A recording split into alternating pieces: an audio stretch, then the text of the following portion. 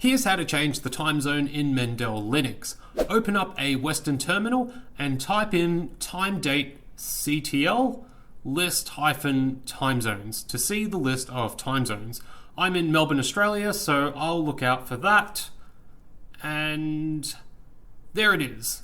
When you've found your time zone, press Ctrl-C to terminate the current command, then type in sudo timedatectl set-timezone Australia Melbourne.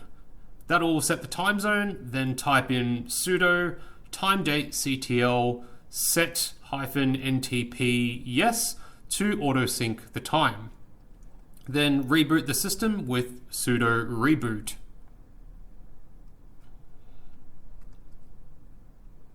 And then when you're back in Mendel, your time zone should be correct. Next up, we're going to update the package list and upgrade all our Mendel packages.